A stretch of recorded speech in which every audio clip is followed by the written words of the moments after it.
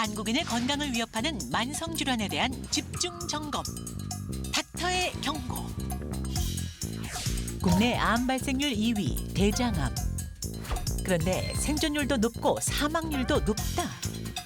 조기에 발견하면 생존율이 90%지만 증상을 무심코 넘기는 경우가 많아 사망률도 높은 건데요. 치료가 될 확률은 1%의 가능성, 또 생존 확률도 5%라고 얘기를. 그렇다면 대장암의 적신호와 예방법은 무엇일까요? 조용한 암살자 대장암, 오늘 당신에게 경고합니다. 네, 오늘의 주제 바로 대장암입니다. 제가 입사할 때만 해도 이 대장암이 순위에 없었는데 네. 지금 2위까지 올라왔다는 걸 보면서 입사하실 깜짝 때가 놀랐어요. 몇 년 전인 거죠, 그러니까? 25년 전? 25년 전에는 네. 대장암이 순위에 없었는데 네. 그 사이에 이렇게 세월이 흐르면서 그러니까요. 급격히 올라 2위까지 올라왔어요. 예, 이게 예. 급격한 변화 아닌가요? 맞아요. 네. 박주아 아나운서 말씀 맞는 게 대장암의 발생률과 사망률은 계속 증가하고 있는데요. 2022년 국가암정보센터의 통계에 따르면 발생률이 갑상선암에 의해서 2위가 대장암이고요. 그 뒤가 폐암, 위암, 유방암 이 순위가 되거든요. 예, 상당히 높고 점점 이 발생률이 올라가고 있는데요. 특히 문제가 되는 것은 이 50세 미만의 젊은 대장암이 급증하고 있다는 거예요. 그래서 20에서 49세 인구의 대장암 발생률이 그 국가 통계, 외국의 논문에서 나온 통계에 따르면 40여 개국 중에서도 세계 1위로 인구 10만 명당 12.9명이나 된다고 발표된 바가 있습니다. 그러니까 2049로만 봤을 때는 대장암이 세계 1위. 네. 엄청 심각한 문제인데 대장 건강에 각별히 신경을 써야겠습니다. 우리가 지금 2049에 둘 다 들어가요. 그러니까요. 우리 안심할 수 없어요. 이렇게 함께 또 묶이게 됐네요. 네. 검진을 같이 받으러 가야 되나? 예, 네. 대장을 특별히 신경을 써야 할 텐데 네. 대장이 그러니까 우리 배에서 약간 이렇게 중부와 하부 아래쪽에 있는 거 맞나요, 교수님? 네, 맞습니다. 이게 대장 모형인데요. 대장 소장의 끝부분에서 대장이 시작되고 쭉 항문으로 이어지는 그런 소화기관이 되겠고요. 오른쪽 장골 부위에 있는 맹장에서 시작해서 위쪽으로 쭉 올라가서 상복부를 가로질러서 왼쪽 하복부로 내려오고 항문으로 이어지게 됩니다. 첫 번째 시작되는 부위를 맹장이라고 하고요. 이 올라가는 부위를 상행결장. 상행선이네, 상행선. 네. 그리고 이 가운데 이어지는 부위가 횡행결장. 옆으로 그리고 가는 거, 예. 왼쪽으로 내려오는 부위가 바로 하행결장이 되겠고요. 그 위에 그 아래로 구불구불하게 이어지는 구불결장, 그 맨 끝에 직장 이렇게 구성되어 있습니다. 약 전체적으로 1.5m 정도 길이가 되겠습니다. 네. 아니 그러면 저는 제가 몰랐는데 저희 배를 이렇게 다 채우고 있는 게 거의 대장이네요.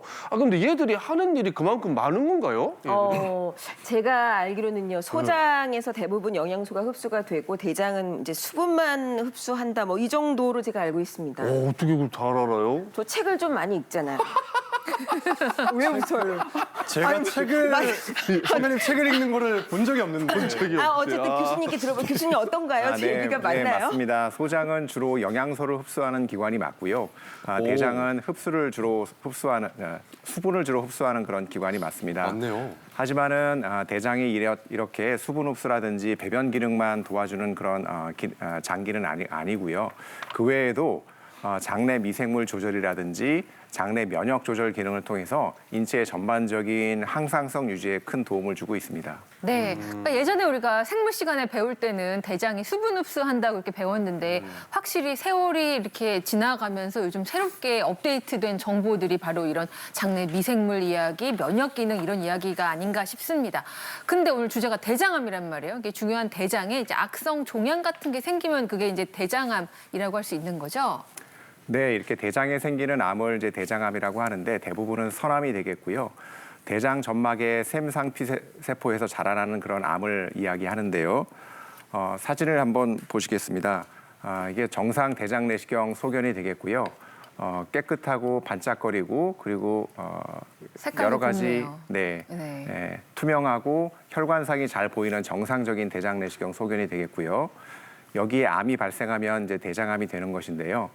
초기에는 그림에서 보시듯이 초기에는 대장암이 점막이나 점막 하층에 국한돼 있게 되는데 이를 조기 대장암이라고 부르고요. 이런 것이 더 그대로 방치했을 때 안쪽으로 침윤하게 되면은 진행성 대장암이 되겠습니다. 이렇게 진행성 대장암 사진을 보시면은 왼쪽에 있는 사진이 정상, 오른쪽에 있는 사진이 진행성 대장암 사진이고요. 전체 내강을 거의 둘러싸고 있는 그러한 덩어리를 보실 수가 있습니다. 일단 좁아졌다는 네. 걸 알 수가 있고 네, 이런 대장암의 네. 원인으로는 여러 가지 원인이 있겠지만은 네. 식습관이 가장 중요한 원인 중에 하나로 얘기를 하고 있는데요. 이런 식사 종류에 따라서 장내 환경이 좋은 쪽으로 혹은 나쁜 쪽으로 변화될 수도 있고 대장암 발생 확률을 높일 수도 있고 낮출 수도 있기 때문입니다. 네. 아니 이렇게 대장 점막에 종양 같은 게 생기면 대장이 좀 신호를 보내준다거나 나 지금 상태가 안 좋아 이렇게 말을 해준거나 이렇게 해준다면 얼마나 좋을까요? 그렇죠? 너무 과묵해요 대장은. 아니 근데 대장은 이야기를 하는데 아마 네. 우리가 좀 못 알아듣는 게 아닐까요? 아니 뭐 상국 씨는 대장하고 대화를 많이 하시나 봐요. 아니 그게 우리도 어릴 네. 때 뭐 고향에서 대장들은 좀 가만히 있어요. 네? 말을 잘안 해요. 밑에 애들이 좀 까불 맞아요. 저처럼 얘네들이 막 옆에서 까불까불 하거든요. 아하. 근데 우리 교수님들은 그래도 이 대장에 뭐 이게 신호를 뭐 알든지 뭐 얘기를 아는 방법이 있지 않습니까? 그렇죠. 오늘 주제에서 이제 침묵의 살인자라고 하긴 하지만 대다수의 다른 암들도 생각보다 침묵을 많이 하거든요. 그렇지만 대장암은 그래도 그중에서 표현을 하는 편입니다. 이 친구들의 표현을 바로 대변을 통해서 하는데요. 특히 저희 같은 대장학문외과 의사들이 유독 항문을 많이 보고 직접 관찰하고 뭐 만져봐야 될 일들도 생기기 때문에 네. 저희들이 가장 의사들 중에서 이 대장이 보내는 신호랑 가깝다고 잘 확인을 하는 편이라고 생각이 됩니다. 어쨌든 이 대변을 잘 확인하는 것이 장에서의 벌어지는 일들이 뱃속에서 어떤 일이 벌어지는지 모르지만 그 결과물로서 나오는 거기 때문에 그걸 통해서 저희가 조금이나마 예측을 하고 추측을 할 수 있습니다. 네. 그러면 이제 우리가 늘 이렇게 의사가 된다는 마음으로 화장실에서 꼭 확인을 해야겠네. 아까 그 닥터 힌트도 그렇게 주셨잖아요. 오늘 저는 하루 종일 네. 화장실에서 변을 보자 이 얘기만 계속 하게 될 것 같습니다. 네, 맞습니다. 변을 잘 관찰하시는 게 굉장히 중요한데요. 그림을 잠깐 좀 보시도록 하겠습니다. 우리가 주관적으로 변을 얘기할 수밖에 없기 때문에 그리고 내 변을 남에게 잘 보여줄 수 없기 때문에 변을 어느 정도 객관적으로 설명할 수 있는 이런 도표가 있습니다. 브리스톨 스케일이라고 하는 도표인데요. 3번과 4번처럼 어느 정도 길쭉하고 오동통하게 생긴 대변이 정상적인 대변이라고 보시면 되겠고 1, 2번처럼 끊어지거나 딱딱한 변들이 변비 쪽에 해당하는 변이고 3, 4, 5번으로 흩어지면서 이제 5, 6, 7처럼 흩어지면서 아예 7번처럼 물처럼 되는 이쪽으로 가는 게 주로 설사의 양상이 되겠습니다. 네. 뭐 7번이 지금 위험한 거면 뭐 갈매기랑 비둘기 뭐 새들은 다 대장암이 있는 건가요? 또 그런 거 아닌가?